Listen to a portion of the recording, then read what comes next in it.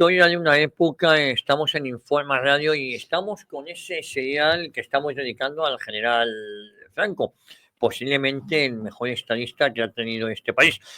No lo digo yo, lo dice todo el mundo. Vamos, ustedes me entienden, lo dicen los datos. Han puesto de moda a Franco, pero aquí está justificado hablar de Franco porque esto es un programa de historia. Y dado que se ha puesto muy de moda la historia, y para evitar tergiversaciones, por eso hablamos con los que más saben. Y estamos en ese serial que se llama Franco Español del Año, Franco Español Universal, y seguimos con mi amigo Paco Vendala. Paco, ¿cómo andas? Pues muy bien, muchas gracias por estar aquí otra vez y me alegro de lo que has dicho porque creo que es el resumen de toda una vida. El mejor, sin duda, y lo dicen los datos, los documentos, las pruebas, los hechos que están ahí, que son inamovibles por mucho que algunos pues quieran moverlos. Pero sobre todo porque venir de donde se venía a conseguir hacer España un país moderno después de ese siglo XIX, esos 100 años que fueron terroríficos, con 5 guerras civiles, me refiero a la guerra de la independencia, que no dejó de ser una guerra civil, Sí. a las 3 guerras carlistas y luego a las guerras civiles en los territorios de ultramar, sobre todo en Cuba, en Filipinas, bueno, y con todo lo que eso supuso, el llamado desastre del 98. Con lo cual, el siglo XIX es un desastre. Claro, cuando era Ortega, ¿no? Quien decía que España es el problema, Europa la solución. Claro, eran mamarachadas, pero porque tomaban la historia los regeneracionistas solo en el siglo XIX. No tenían en consideración la trayectoria de España, sobre todo en los siglos de oro, el siglo XV, XVI, XVII, o XVI, XVII, XVIII, o ese siglo. Y se fijan única y exclusivamente en el desastroso siglo XIX, Carlos IV, Fernando VII, bueno, y luego hasta nuestros días, porque no, excepto Alfonso XII estuvo poco tiempo, el reinado de Alfonso XIII fue un auténtico desastre. Bueno, su hijo tampoco tuvo suerte con don Juan, que vamos a contar, es que ya, y ese siglo de desastre, llegamos al 39 y es cuando ya se da un puñetazo en la mesa y el español recupera el orgullo de ser español, ¿no? Pues sí. Y llegamos a este punto que el presidente Sánchez, que está salpicado de corrupción, él, su familia, su fiscal general, la presidenta del Congreso de Diputados, varios de sus ministros, esto es insostenible, se vea por donde se vea, pues le dio por decir que iba a uno de cada 3 días se lo iba a dedicar a Franco, en el 50 aniversario de su muerte. Pues nosotros lo que esperemos, como cada vez son más miles y miles de personas los que nos escuchan, pues efectivamente hablar de historia, de la historia de Franco. No vamos a consentir que un golfo, un sinvergüenza y un corrupto como es Sánchez, su familia y su gobierno, pues encima vengan a mentir sobre la historia. Hemos tardado un tiempo en reaccionar. Bueno, algunos hace mucho que ya habíamos reaccionado, pero aquellos que políticamente lo podían haber hecho, como el Partido Popular, se inhibió, no, colaboró con esta criminalización. Y ahora, como tenemos tiempo, conviene recordar cómo hasta el Partido Popular en un pueblo en Galicia, donde encima gobiernan ellos, se abstienen para que le quiten la calle a su fundador. Es que yo te lo digo, esto firma en su sentencia de muerte. No se dan cuenta con tal de, no, yo no soy franquista, que hay que firmar, que me van a fusilar. Y lo firma sin darse cuenta. Bueno, ¿qué hay ahora? No, que ahora te toca que te vamos a fusilar. Anda, pero esto, pues luego la alcaldesa pidiendo perdón porque se habían abstenido. Es todo un ridículo, que además me lo haga el PP gallego, me dice un PP en una aldea de Cazorla, con todo mi cariño, y que no saben quién es Fraga, porque es una banda de analfabetos. No digo los de Cazorla, digo el Partido Popular, gran parte de sus dirigentes. Pues hombre, yo creo que estamos llegando a un grado de locura que no saben ni quién es su fundador, ya que lo vuelvan a refundar y se acabó. Partido para ayudar y se acabó. Y esto que lo han fundado Mariano Rajoy y Feijóo, Borja Semper y Esteban González Pons. Y ya está, y que cambien el nombre del partido. Totalmente de acuerdo, vamos a ver. Has dicho cosas muy importantes, Javier, como siempre. Has dicho lo primero, lo definió el caudillo, el mismo Franco, dijo que el siglo XIX, dice, aquel siglo que quisiéramos borrar de nuestra historia, que él conocía muy bien, porque en parte le tocó. Pero todo lo demás que ha resumido es tremendo hasta llegar a una situación kafkiana. El que has dicho, que es que quieren borrar a su propio fundador. El mismo partido que hace hijo predilecto a Santiago Carrillo, que posiblemente fue varios de los padres y abuelos de estos del Partido Popular fueron asesinados por Santiago Carrillo, por el PSOE, por el Partido Comunista. Yo es algo de loco, ¿no? Pero encima el presidente corrupto el presidente corrupto cree que tiene superioridad moral o para hacer, dedicarle 100 días a Franco para criticarle. La jugada le ha salido mal porque gracias a esos 100 días que va a dedicar a Franco, nosotros estamos haciendo este serial sobre Franco. Sí, sí. El serial que estamos, Paco Vendala está dirigiendo magníficamente bien, Franco Español del Año, Franco Español Universal, y hoy toca hablar de España en el mundo, y dentro de España en el mundo, Franco el gran estadista, ¿no? Porque vamos a hacer 2 programas, la semana que viene tendremos el siguiente, sobre cómo fue la política internacional en los primeros años, nada más acabar la guerra, porque es verdad, esto me recuerda un poco a Italia, perdón, a Portugal, que se hablaba del nuevo Estado. Es verdad Claro. que España Claro. hay que darle un cuerpo doctrinal, un cuerpo administrativo, hay que empezar de cero. Claro. Porque todo lo que se había hecho se aprovecha en algunas leyes, tanto de la Segunda República como de la alternancia, pero se moderniza el país. Claro, es que es fundamental. Entendemos que se produce la guerra. Un país sumido en una guerra es un país que se aísla prácticamente de todo. Lógicamente Y más tiene en ese contexto, perdóname, la Segunda claro, Guerra Mundial. claro, tiene un gran problemón. Tiene que resolver su problema interno y el problema interno la aísla del mundo por completo. Un país sumido más en una guerra civil entre hermanos queda automáticamente fuera de lugar. Y entonces, cuando va a terminar la guerra, hay que reconstruirlo todo, no solamente materialmente, humanamente, espiritualmente, etcétera, etcétera, sino también hay que volver a colocar a España en el mundo, porque España está en el mundo, forma parte de la sociedad, vamos a decir, de naciones, de la comunidad internacional, y tiene que encontrar su hueco y tiene que encontrarlo con un nuevo gobierno, con un nuevo régimen, una situación tremenda del mundo. Bueno, ahí donde se va a demostrar si Franco, que es al que le toca, era o no solamente un gobernante o un gran estadista. Las personas, Javier, todas, grandes, pequeñas, pero sobre todo los dirigentes, se miden siempre por la categoría de sus enemigos y de las adversidades que tienen que superar. Eso es lo importante de un gobernante, con lo que se encuentra, con lo que se supera. No que si todo le va bien, pues oye, todos son grandes gobernantes, tienen dinero, pueden repartir, pueden construir. No. Cuando un gobernante se encuentra con problemas y según lo supere o no para el bien de su país, bueno, demuestra realmente si era un gobernante o si era un estadista. Yo creo que se puede afirmar que Franco es el gran estadista de su época, pero incluso superando a los extranjeros, mucho más que un De Gaulle, mucho más que un Eisenhower, mucho más que los ingleses, que un Churchill. ¿Por qué? Porque se va a encontrar con una situación mucho más difícil que la que se encontraron estos también, vamos a decir, estadistas. De Gaulle se va a encontrar con una Francia que había sido invadida, tiene una guerra y logra expulsar al invasor. Pero sigue siendo Francia, no tiene más problemas, es admitida en la comunidad internacional inmediatamente, forma parte de los vencedores, además, con lo cual eso le da un hándicap a su favor. ¿Para qué decir Estados Unidos? Que no, la guerra no toca su territorio, no destruye nada de su territorio, ni humanamente ni materialmente. Entonces, pero la situación con la que se encuentra Franco, si la miramos hoy día, es Bueno, terrible. hay que entender la situación. Yo creo que antes de comenzar, como tú me apuntabas, hay que tener en cuenta una máxima en las relaciones Claro, internacionales, sin la cual nada se entiende. Tú me claro. dejabas esto aquí apuntado, pues claro, la guerra civil que provoca el PSOE empieza en 1936, acaba en 1939, el 1 de abril del 39 se da por finiquitada, pero es que para la reconstrucción de España pues siempre se necesita de ayuda externa. Pero ¿qué pasa? Esa ayuda externa que podía venir de nuestros aliados naturales, me refiero a aliados naturales porque como podía ser o de nuestros vecinos, Francia, el Reino Unido, Portugal, no estaban, ellos están inmersos en una guerra del 1 de abril, del 1 de septiembre de 1939, a los pocos meses de acabar la nuestra, hasta 1945, con lo cual no podíamos esperar ayuda de ningún tipo por parte de ellos, ¿no? Claro. Y no, digo aliados naturales por cercanía, no por, Sí. no por porque posiblemente en lo ideológico pues estábamos más cerca de Italia, es el tiempo de los totalitarismos que están de moda, las democracias burguesas se considera que son las culpables, y de cierta forma lo fueron.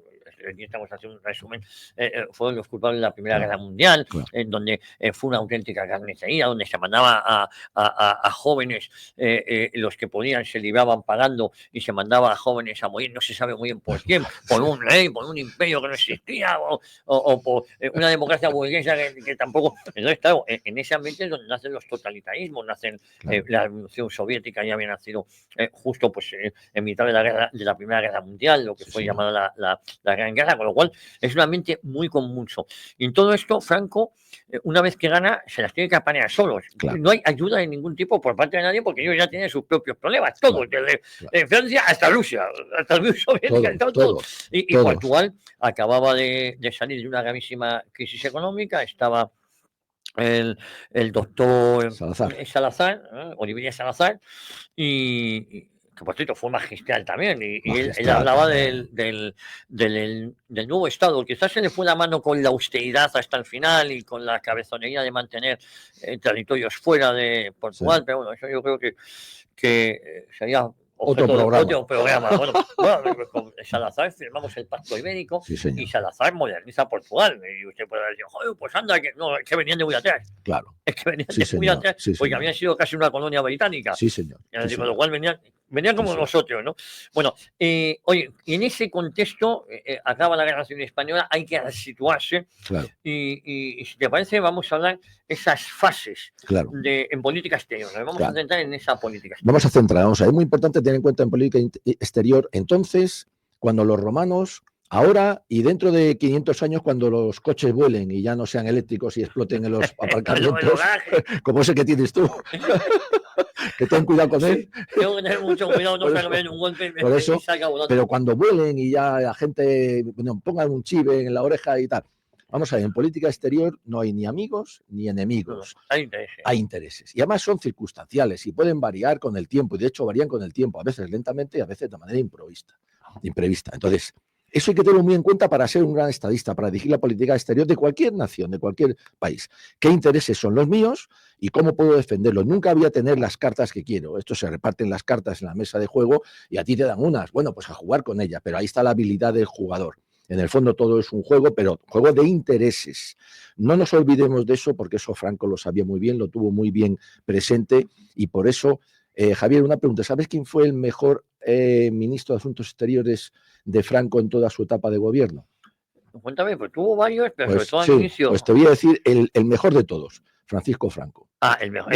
El mismo. ¿Por qué? Sí. Porque él estuvo siempre de alguna manera supervisando, no ordenando, pero supervisando, porque sabía que la política exterior de España era muy importante porque tenía que resituar a una nación que había quedado destruida en un entorno, como tú has definido, perfectísimamente terrible. Y luego hacerse valer. Bueno, entonces, él tiene en cuenta que los intereses es lo que va a mandar de España, por eso siempre fue un gran estadista más español, y se encuentra con una situación tremenda. Primero, hay que tener en cuenta que Franco tiene dos etapas para mí fundamentales en su política exterior de España. Una que yo le llamo es desde febrero, desde la primavera del 37, que fueron su primer gobierno, desde la primavera del 37, fíjate, en plena guerra, hasta el 50, hasta 1950. Yo le llamo la fase, vamos a decir, de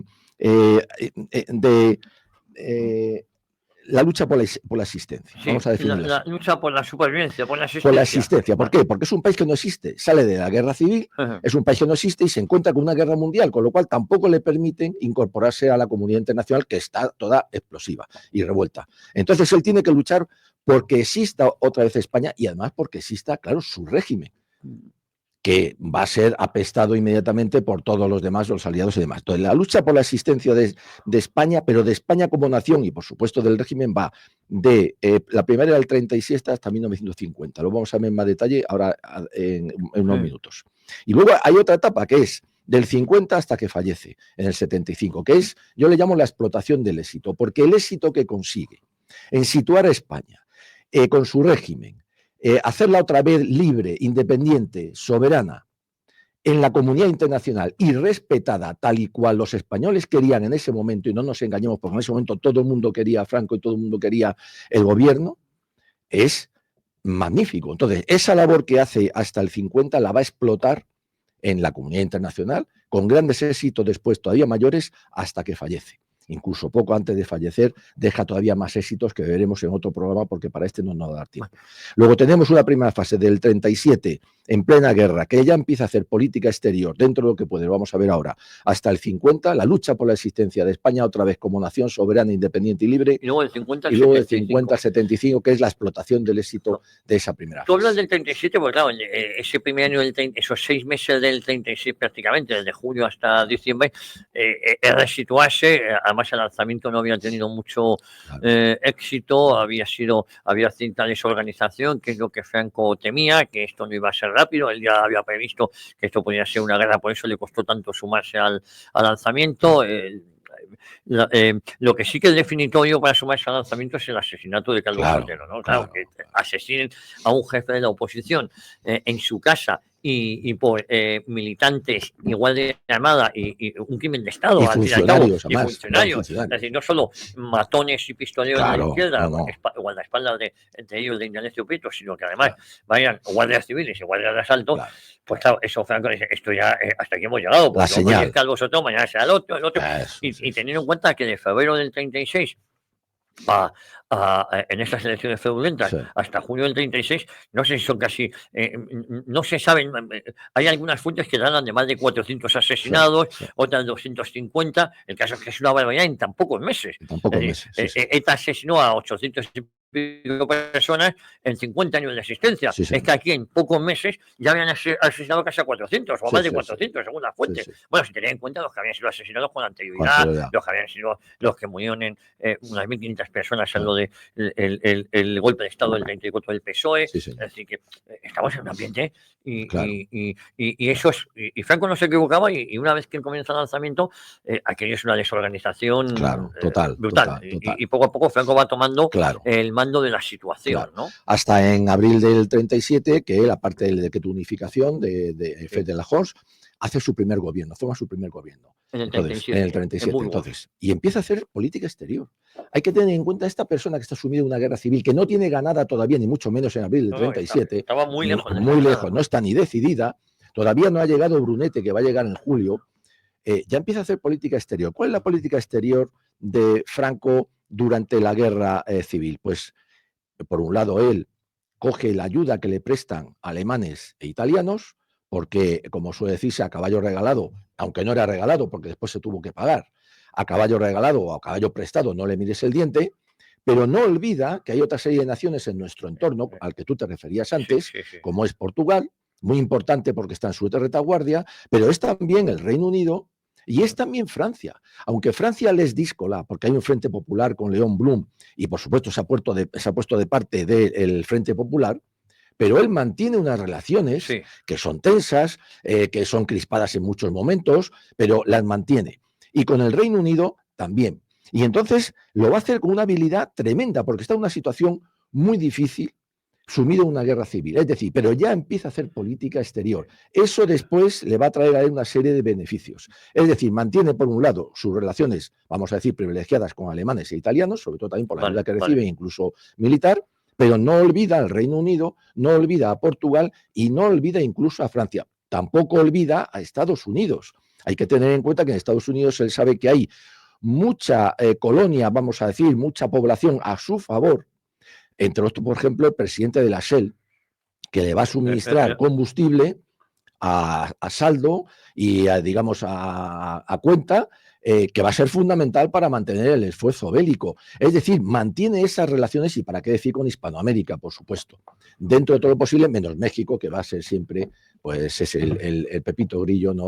Bueno, luego llegó ahí Indalecio Prieto y este compraba voluntades con todo lo que había hablado aquí. Claro. Y de ahí viene el odio. Pero en medio de una guerra, una persona que además no la tiene decidida todavía, año 37 ya empieza una política internacional. Es increíble. No lo ha hecho nadie en otro sitio. Además, es una persona que ha llegado al poder elegido después de un alzamiento, o sea, tiene una serie de rémoras y de hándicap conforme le pueden ver desde otros países, ¿no? Fíjate, Paco, antes de seguir avanzando, ¿tú no consideras que los aliados iniciales de la Segunda República, que, ojo, también eran remisos al Frente Popular después de ver la quema de iglesias, Claro. de conventos, después de ver cuando se saben las matanzas de Paracuellos. Claro, estas son las sacas de Madrid en agosto, en Claro. septiembre, en octubre, luego ya las matanzas de Paracuellos en noviembre.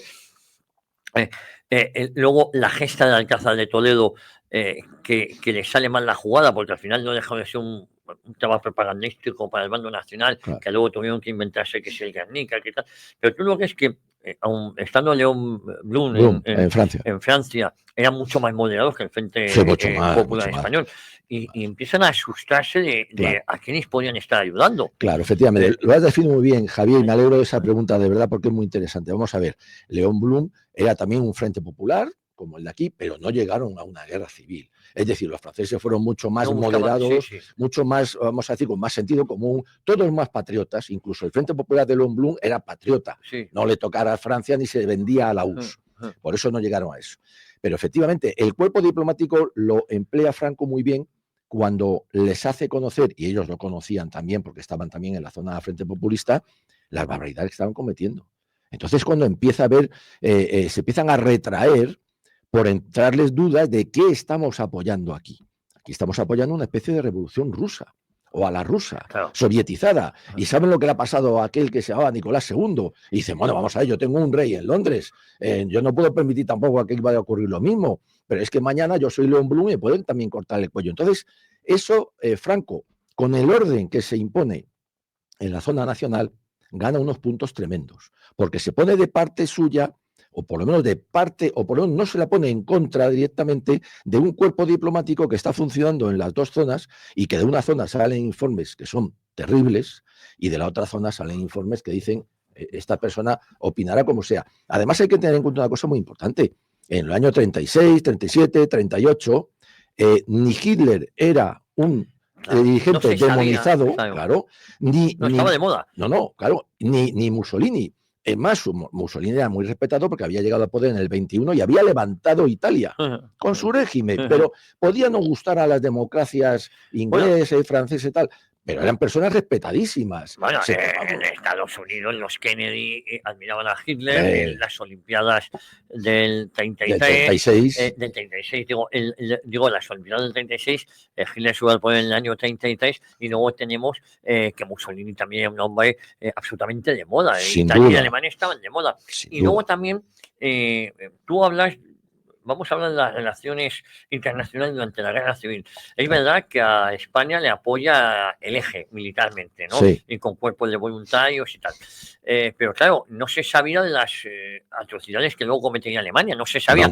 En cambio, el Frente Popular ya se sabían a nivel mundial las atrocidades que había cometido la Unión Soviética. Claro. Con lo cual el apoyo italo-alemán fue legítimo. Legítimo, pero además admitido por todos. Sí, es decir, todos optaron, se optó por la neutralidad, algunos. El Reino Unido dijo, yo me mantengo neutral por sus intereses. Francia dijo, yo me pongo más bien del parte del Frente Popular. Pero como tú has dicho, empezó a retraerse.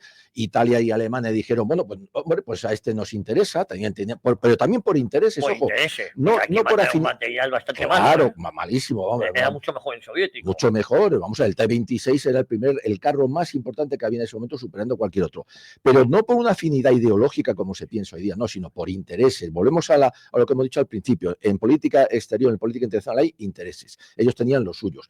Estados Unidos no le hace ascos a la España nacional. Lo ve lejano, como siempre, Estados Unidos nos ve a Europa bastante lejano, no estamos en el mapa, pero hay mucho norteamericano que va a apoyar el bando nacional. Han visto también nuestra labor en Marruecos y entonces se deciden también. Es decir, Portugal, ¿para qué decir? En Portugal sí hay una afinidad, vamos a decir, espiritual y de raza también e ideológica, y entonces Franco va a empezar a armar su política exterior en plena guerra civil. Yo por eso vamos a repetir muchas veces ese gran estadista que en esa situación tan tremenda tiene tiempo para otear y para entender el mundo que le ha tocado vivir y en el que quiere otra vez volver a colocar a España. Eso es muy importante. Estamos así entonces en plena guerra civil. Yo creo que con esto queda más o menos definido el valor que se le puede dar a todo esto. Bueno. Y vamos a recalcar lo que has dicho muy bien, Javier. Hitler en el año 36, 37, 38 hasta el 39 es una persona respetadísima, con el que se llega a acuerdos todos los países, lo vamos a ver ahora después, etcétera, etcétera, etcétera. Entonces, por favor, vamos a poner las cosas en su contexto. Luego vendría lo que vendría, las cosas son así. Sí, no, luego pero en ese momento no habían cometido esas atrocidades, las que luego se había acusado que sea a partir del año 40. Es más, si a alguien le hacían fu en Occidente, era precisamente a la Unión Soviética, porque habían visto las barras basadas, era una barbaridad, intentaba ya expandir su revolución y su ideología comunista, y ya sabían que eso creaba problemas, como había creado en Alemania, como había creado en Italia, como estaba creando en el Reino Unido. Había una infiltración marxista-leninista tremenda que intentaba levantar con sus partidos comunistas y, vamos a decir, derrocar las democracias. Luego se sabía perfectamente de dónde venían. Con lo cual, ese mito de que las democracias occidentales se habían puesto a favor de del Frente Popular, pues ya no se puede hablar de la Segunda República. No. A partir del 18 de julio, en todo caso, se podía hablar de una tercera república sovietizante. Ya había desaparecido todo atisbo de legalidad, todo había saltado por los aires a partir de febrero, más que de julio, ¿no? Claro. Oye, en ese contexto, es verdad que Alemania e Italia sí que se involucran, es verdad que la Unión Soviética se involucra, y es verdad que esas democracias occidentales como el Reino Unido o Francia, la verdad es que yo creo que les da pánico apoyar después de las atrocidades que ven que están cometiendo por los informes que llegan de sus embajadores. Claro. Eso es muy importante tenerlo en cuenta, pero es algo con el que Franco, estadista, tiene esas cartas y empieza a jugarlas. Pero el problema empieza ya cuando acaba la Guerra Civil Española y empieza la Segunda Guerra Mundial. A España se le complican las cosas, porque ahí Franco tiene que hacer malabarismos. Aquí yo creo que es la época en la que Franco demuestra lo que hemos dicho, el gran estadista de su época, porque se encuentra con una nación destruida, con una nación derruida, con una nación prácticamente muerta, y de pronto, al cabo de 4 meses, la Segunda Guerra Mundial, con lo que eso supuso. Y se plantea, ¿qué hago yo aquí? Bueno, pues yo quiero defender aquí algo muy importante que quiero que quede claro para los seguidores. Se habla de que, bueno, la neutralidad, que si Franco quiso entrar a la Segunda Guerra Mundial, no quiso, pero se quiso, pero tenía pensado. No. Y voy a dar unos datos que conoce poca gente. Franco, en todo momento, siempre pensó ser neutral. Pero además es que lo dijo. Y yo quiero traer a colación algo muy importante, porque esto hay que leerlo.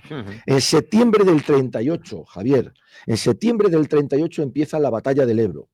En medio del comienzo de la batalla del Ebro, en septiembre del 38, cuando se produce el Pacto de Múnich, por el cual ingleses, italianos, Hitler, alemanes y franceses permiten que Alemania absorba la mitad de Checoslovaquia, porque está reclamando todo lo que se le quitó, yo creo que ilegalmente, de la Primera Guerra Mundial. Sí, efectivamente fue. Claro, eso fue una puñalada que va a traer consecuencias, que va a generar la Segunda Guerra Mundial. Si a Alemania no se hubiera troceado, pues no hubiera podido reclamar nada. La Primera Guerra, el armisticio de la Primera Guerra Mundial, el 11 de noviembre del 19, si no me equivoco, trae como consecuencia la Segunda Guerra Mundial. Porque a Alemania, digamos, se le quita una serie de territorios que luego va a reclamar. Bueno, pues en septiembre del 38, cuando Franco ve ese Pacto de Múnich, digamos que ya alza las orejas y él ya dice a los embajadores de estos países que en el caso de que eso derive una conflagración en Europa, qué listo fue, él se mantendría neutral.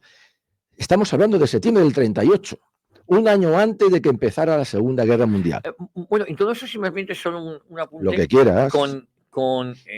Franco tuvo que soportar no solo presiones externas, sino también internas del propio régimen, porque aquí, viendo las atrocidades que estaba cometiendo la Unión Soviética en territorio español, eso sería después, pero cuando empieza la Operación Barbarroja, dentro del propio régimen, quieren impulsar a Franco a que se meta en la Segunda Guerra Mundial. Claro, le intentan dar incluso golpes de Estado, sublevaciones, bueno, asonadas más que golpes. Y Franco, el enemigo lo tiene en casa, pero porque aquí había un odio visceral al comunismo después del daño que habían hecho. Tampoco sabían lo que estaba cometiendo Alemania y quieren forzar a Franco dentro del propio régimen a meter en la Segunda Guerra Mundial. Y Franco tiene que mantener, incluso con los suyos propios, que mantengan la calma. Y algunos le veían como un traidor. Oye, hay que meter ese comité a favor de Alemania, hay que acabar con el comunismo.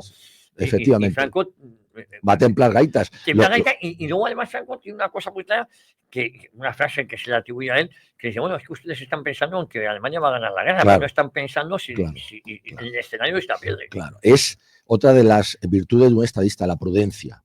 la prudencia, más como gran militar que fue, yo creo también el más grande de su época, sabe lo que puede ocurrir. Pero fíjate, cuando lleguemos ahí, qué interesante lo que has dicho, en enero del 39, pocos meses después del septiembre del 38, cuando está empezando la liberación de Cataluña, entonces se produce, es cuando Alemania empieza a reclamar Danzig, el famoso corredor de Danzig, que era lo que le quedaba ya del pacto de Versalles por recuperar. Franco vuelve a alarmarse y vuelve a decir, cuidado, que si eso trae una guerra en Europa, él hablaba de Europa en ese momento, yo me voy a mantener neutral. La primera posición fue la neutralidad, luego hablaremos de la no beligerancia. Hablaremos la diferencia.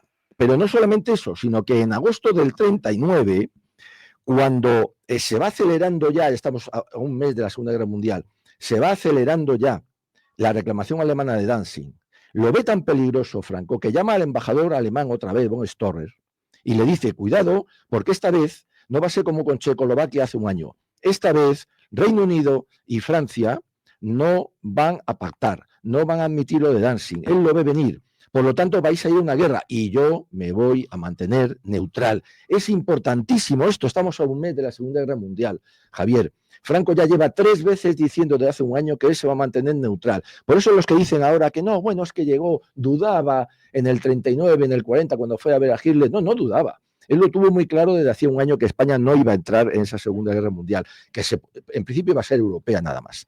Pero tenemos otro dato más muy importante también. El 1 de septiembre del 39, ojo, comienza la Segunda Guerra Mundial y hay que decirlo también. Sí, Alemania invade la mitad de Polonia, pero es que 15 días después la Unión Soviética... La otra mitad. Javier, tú lo has dicho. Ahí hay un suceso que yo creo que es uno de los grandes misterios de la historia de la humanidad.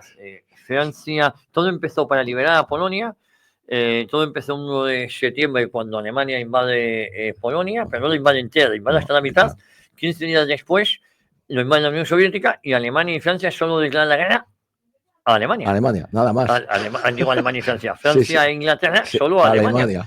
Oiga, y no se trataba de libertad Polonia, pero es que además, voy más allá, cuando acaba la guerra en 1945, en mayo del 45, el país por el cual había empezado la Segunda Guerra Mundial es el país que más tiene que sufrir la invasión soviética. Nunca fue liberado. La excusa era liberar a Polonia de Alemania y al final sufrieron casi más con los soviéticos. Pero es más, cuando la Unión Soviética invade la mitad de Polonia 15 días después, se come todos los países bálticos que estaban ahí viviendo tranquilamente e invade Finlandia, que no tenía nada que ver con nada. Es decir, que la comunidad internacional, las democracias occidentales, eso no le interesó. No hice nada. Es impresionante. Ha dado en el clavo, Javier. Yo no sé para qué estoy aquí. Podrías hacer. No. Oye, ¿hablas tú de esa diferencia? España se mantiene neutral. Claro. Entonces España declara neutralidad. Lo venía diciendo Franco, no dudaba. Y él se declara neutral. ¿Qué significa la neutralidad en derecho internacional? Que es el que se aplica en estos casos y se sigue aplicando. Bueno, por un país se declara neutral, quiere decir que él no va a intervenir a favor de ninguno de los bandos en litigio. Y además no va a ayudar, no va a colaborar bajo ningún concepto con ninguno de los bandos. Y eso es muy importante, es decir, no va a venderles nada, no va a permitirles que utilicen su territorio para nada, para sus buques, para su gente, para lo que sea, para aprovisionarles, automáticamente se retira, digamos, y se aísla de esos países. Esa es la neutralidad que Franco declara el 3 de septiembre del 39, 2 días después de que se inicie la Segunda Guerra Mundial. Pero lo tenía decidido desde hace un año, como hemos visto. Pero es que aún más, vamos a seguir avanzando. En el junio del 40 se está muriendo el cardenal Gomá, el gran cardenal de la historia de España, el hombre providencial también para esa época. Y es la primera vez y posiblemente la única que yo tengo registrado que Franco va a ver a uno de sus, digamos, contemporáneos importantes que conocía personalmente al hospital. Lo visita en el hospital y Gomá lo que le pide es no entrar en la guerra que ya se ha iniciado. Ya ha pasado un año, ya estamos un año. Y Franco le vuelve a decir que le da su palabra de honor, que para Franco era lo más, de que haría todo lo imposible por no entrar en esa guerra. Su palabra que algo mal, pero lo da en su lecho de muerte, porque Gomá va a morir un mes después en el hospital y demás. Entonces, Franco sigue empecinado. Hay que tener en cuenta que en ese momento está gestionando su visita, su entrevista con Hitler. Él no va allí dudando, como han dicho muchos historiadores, ya sabemos de dónde. No, él va decidido, él va decidido, si me permiten la expresión los seguidores y la radio, a hacerle la peseta a Hitler. No, él va Claro. decidido de alguna manera, lo que no sabes cómo, porque todavía tiene que, de alguna forma, se ha dicho también que en ese momento surge el informe de Carrero Blanco, que es magistral, pero es que Franco lo tiene decidido. No hace falta que se lo dijera Carrero Blanco, lo que hace con ese informe es que descubre la capacidad intelectual y el patriotismo y la inteligencia de Carrero Blanco. Pero él va decidido a esa entrevista. Y seguimos avanzando, porque ¿qué ocurre también en junio del 40? Es un mes muy importante. En junio del 40, él se declara no beligerante. ¿Por qué? Porque Italia entra en la guerra. Él le había advertido a Mussolini, lo que tú has dicho muy bien antes, cuidado, que esta guerra no tiene por qué estar ganada. Y se lo dice a Mussolini, no entres en la guerra, que esto no pinta, vamos, no pinta nada bien, porque había más afinidad con Mussolini. Más, sí, mucha más. Pero tú fíjate que Franco, claro, pero Franco lo dice cuando católica, toda Europa está en manos de Alemania. Es el gran vencedor. Se ha comido toda Europa, a Francia, está acosando a Inglaterra, se ha extendido ya hacia los países del este. Es el imperio, digamos. Bueno, pues Franco no lo ve claro. Se lo hizo a Mussolini, no entres. Bueno, va a entrar, va a ser uno de sus grandes errores, lógicamente. Franco se declara no beligerante. ¿Por qué? Esto es muy importante. No ha variado su posición. Lo que pasa es que él tenía un pacto. Francia y España e Italia tenían un pacto bilateral, de ayuda mutua, etc., que decía que en el caso de agresión a uno de los dos países, el otro se declararía no beligerante. ¿En qué cambia con respecto a la neutralidad? Únicamente cambia al declararse no beligerante según derecho internacional en que puede facilitar algún tipo de ayuda, pero siempre a los dos o a los varios en litigio. Por eso, Franco va a vender wolframio a Alemania, necesario para fabricar cañones, munición y tal. Pero es que eso lo va a vender al Reino Unido, que es lo que nadie se da cuenta. Y casi vende más al Reino Unido y a mejor precio que Alemania. Pero es que entonces, a partir de ese momento, los buques alemanes, ingleses, después los norteamericanos, pueden tocar puertos españoles. ¿A efectos de qué? A efectos de reparar urgentemente averías graves que les podían llevar a hundirse o desembarcar heridos para atenderlos. Es una ayuda humanitaria. Pero es que además, no solamente eso, sino que los pilotos aliados que van a caer en Francia y demás, que logran llegar a los Pirineos, van a pasar a través de España. Y España tiene la obligación de protegerlos. Se les daba un laissez-passer, por cuestión humanitaria, un laissez-passer, y en 48 horas tenían que salir por Gibraltar fuera de España. Cerca de 2.500 pilotos aliados van a salir y van a escapar de caer prisioneros en Europa a través de España. ¿Tú sabes, Javier, la ayuda que supuso eso para los aliados en esos momentos? Mucho más que para los alemanes. Y luego hay que tener en cuenta para todos aquellos que decían que Franco quería en la Segunda Guerra Mundial, quería entrar en la Segunda Guerra Mundial, como Franco no invade Gibraltar. Claro. Fue extremadamente prudente, no vamos a dar la excusa para declarar la guerra al Reino Unido. Pero no solamente eso, cuando Hitler le está ofreciendo para que entre en la guerra todas las posesiones francesas, porque ha ocupado Francia en África, Franco le dice que no, que tampoco cae. Cuando Hitler le ofrece coger, esto es muy importante, a todos los exiliados que estaban en Francia y entregárselos, Franco dice que no. Solamente hubo ahí un momento que le entregan a Zugazagoito, Compay y tal. Pero es que pero estos habían sido auténticos asesinos. Claro, pero además Hitler se entrega... yo vivía en París, Claro, bueno, claro, estaba allí. Y no quiso Franco, Y muchos exiliados, muchos militares y demás, comunistas, no los quiso. Le entrega uno como digamos, prenda, pero Franco rechaza más. Y además es que ese que le entrega, que Luis Companys, es por presión de la burguesía catalana. Sí, señor. La misma que ahora le pone flores a Luis Companys. Es decir, Muy Luis bien. Companys, a ver si se entera, fue ejecutado, yo creo que justamente ejecutado por ser un asesino, un carnicero, pero es que esa ejecución se produce por presiones de la burguesía catalana, la misma burguesía que ahora pacta con Esquerra Republicana, que era el partido de este carnicero. Efectivamente. Esto es de loco, pero nos damos cuenta de que él no va a entrar, pero tampoco se va a dejar tentar por Hitler, que fíjate lo que le ofrecía, porque Hitler era además el amo del mundo en ese momento. Ten en cuenta que todavía Estados Unidos no ha entrado en la guerra todavía. Todavía no ha invadido la Unión Soviética. En fin, estamos en una especie de entente, no cordial, pero de entente. Y una cosa más importante que hace, se ve Tánger. Tánger tenía un estatuto internacional especial. No era de nadie, era de todos. Desde hacía por lo menos 60, 70 años, del siglo XIX. Y entonces, lo que hace Franco, con permiso de Londres, porque se lo dice. Con permiso de Francia, Francia de Vichy, ya, de Italia y de Alemania es ocupa, Tánger está en nuestro protectorado, o tú ocupa Tánger. Con por supuesto, con el parámetro de decir, cuando se acabe esa guerra, yo lo devuelvo. ¿Por qué? Porque Tánger es un puerto muy importante que él considera que no tiene que ser ni para uno ni para otro. Tánger tiene un puerto que permite el calado de buques de mucho calado. Sí. Entonces, ¿qué es lo que hace? Lo elimina para que nadie lo ocupe, porque claro, lo iban a querer ocupar los alemanes, lo iban a querer ocupar los ingleses, lo iban a querer ocupar los italianos. Y empieza a gestionarlo España. España. En cuanto acaba la Segunda Guerra Mundial, se retira y lo devuelve cumpliendo su palabra. Da otro servicio más a la comunidad internacional porque a todos les quita ese puerto y evita además un foco de tensión también en el norte de nuestro protectorado. Estamos viendo un estadista que en medio de una situación dificilísima, con un país todavía sumido en saliendo de una guerra terrible, fíjate qué cartas juega, las pocas que tenía, las juega con una habilidad, bueno, podríamos decir que era un taur, porque nadie con malas cartas es capaz de ganar una baza cuando el otro tiene un póker y tú tienes que saber cómo amagar y cómo no amagar. Esto tiene que quedar muy claro, Javier, porque yo creo que hay mucha confusión, hay mucha ignorancia, pero también hay mucha mala fe a la hora de hablar de la política exterior española en plena guerra civil y en plena guerra mundial. Y yo creo que esto es fundamental que la gente tenga estos datos. Estos datos son inamovibles.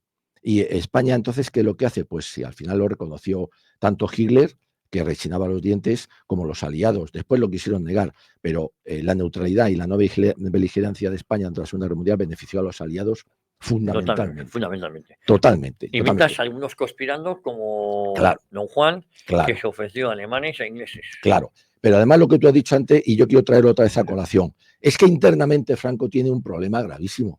Tiene un problema, hay una ala de la falange muy germanófila. Claro, como que hay un asesinato de muchos falangistas es normal, que quieren que presionen a Franco para que se declare la guerra a Alemania. Claro, pero a la Unión Soviética. Claro, pero además ve también que Alemania es el vencedor, que ha vencido. Entonces se fían de que ha vencido y quieren también, pues hombre, coger los laureles de la victoria. Y además se sienten muy afines con la ideología. Franco no, Franco está prudente. A Hitler le ha visto cosas buenas, pero ve... No le ha hecho gracia. Sí. No le ha hecho gracia. Sobre todo también el tema espiritual. Sabe que es un ateo y Franco es un gran católico y eso le rechina los dientes. Mussolini, con el que tenía ciertas simpatías, pero ve que ya empieza a desbarrar, hace cosas, no es prudente. Franco tiene que jugar con lo interior, tú lo has dicho. Es que los monárquicos empiezan ahí que si queremos ir con unos o con otros, con cualquiera. No me gusta y yo le regalo Baleares, se lo ofreció a los ingleses y a los alemanes. Sí, señor, lo mismo que habían hecho los Frente Populistas en la también, civil. Todos querían regalar Baleares. Todo el mundo aquí. Bueno, Franco se mantiene incólume y consigue otra cosa muy importante. Y ahora uno podría decir, hombre, pero es que como la división azul era romper la neutralidad y romper la no vigilancia. No. No, porque era un grupo de voluntarios, ¿no? Muy bien. Javier, yo no sé qué hago aquí, Javier. No, bueno, no, te lo digo porque es que, joder, que sabes mucho. Que y de esa manera, con ese grupo de voluntarios, calma también a esos sectores de la población que querían que estaban presionando para que Franco declarara la guerra a la Unión Soviética. Y Franco era muy prudente y no podemos porque hay que tener un escenario previsto que nadie había, porque nadie había previsto que Alemania podía perder la guerra. Nadie, menos Franco, que no lo veía claro. Entonces, ¿qué consigue? Sí, bueno, vamos a mandar ahí un grupo, pero voluntarios. Al ser voluntario, yo no estoy rompiendo ni la neutralidad ni la no vigilancia de acuerdo con el derecho internacional. Son voluntarios, van allí porque quieren y yo me limito únicamente a permitirles que salgan del país. Y esto se ha acabado. Es muy importante. Por eso después cuando van a regresar, y cuando va a regresar sobre todo los prisioneros que estuvieron 13 años, los del Semiramis, él no va a ir a recibirles. Va a ir Muñoz Grandes y demás. ¿Por qué? Porque la política internacional ya ha cambiado y él no se puede permitir el lujo para España de recibir a unas personas que habían estado en la Segunda Guerra Mundial, que habían combatido junto con los alemanes. Esa finura, ese tacto, esa sensibilidad de Franco en la política exterior, hay que irla apreciando. Ese es el gran estadista, Javier. Vale. Oye, y manda la División Azul. Claro. Por cierto, se acaban de cumplir recientemente el 82 aniversario de la batalla de Krasnivor, que fue la gran gesta, ¿no? La última gran gesta de la infantería española. Sí. Yo creo que superior incluso a muchas otras, porque hay también que ponerse en el contexto y la situación. y ver lo que fue aquello, y bueno, aquello fue tremendo. Acaba la Segunda Guerra Mundial, después Claro. de todo lo que hemos contado. Llegamos Sí, a señor. 1945 y tú hablabas de una fase que empezaba en el 37 y acababa en el 50. En el 50. Vale, Seguimos. del 45 al 50, el periodo del aislamiento. Claro, ahora seguimos en la lucha por la existencia, porque Franco se encuentra con una cosa. Mire usted, yo he hecho lo posible por no sumar España, que hubiera sido la gran baza de Alemania a la Segunda Guerra Mundial. Imagínate con la posición geoestratégica que ocupa España, aparte que hubiera desaparecido Gibraltar y demás, más el protectorado. Mire usted, yo he hecho esto. Yo a ustedes con la no beligerancia les he vendido wolframio, he sacado sus pilotos. Bueno, soy el único que ha admitido y ha gestionado refugiados judíos. Ustedes no han hecho nada. Oiga, yo mejor no me he podido portar. Y yo ahora quiero recibir. Sí, que me reconozcan ¿Y qué pasa, y que me Javier? apoyen con el plan Marshall. ¿Y qué pasa? A España no le toca nada. Entonces llegan los aliados, como siempre los anglo-norteamericanos, y nos dicen que ¿cómo?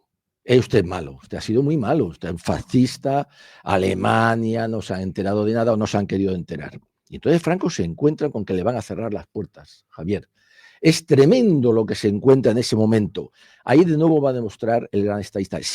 Tiene que seguir luchando por la existencia de España como nación independiente y soberana, y además de un régimen que todos los españoles querían, como esas grandes manifestaciones que se van a producir y vamos a ver, lo demuestran palpablemente. No hay mayor referéndum que la del 47 que iremos viendo cuando llegue el momento. Sí, ¿Qué es lo que ocurre? Esa famosa frase de si ellos tienen uno, nosotros tenemos dos. Sí.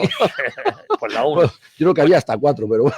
Cuéntanos, porque hay que hablar de Potsdam, de la fundación de la ONU. Llega el 45 y se produce la conferencia de Potsdam y se unen los aliados con la Unión Soviética y claro, Stalin, que ha salido escaldado de aquí, pues dice que bueno, Franco es el enemigo a batir. Y entonces todos acuerdan en demonizar a Franco.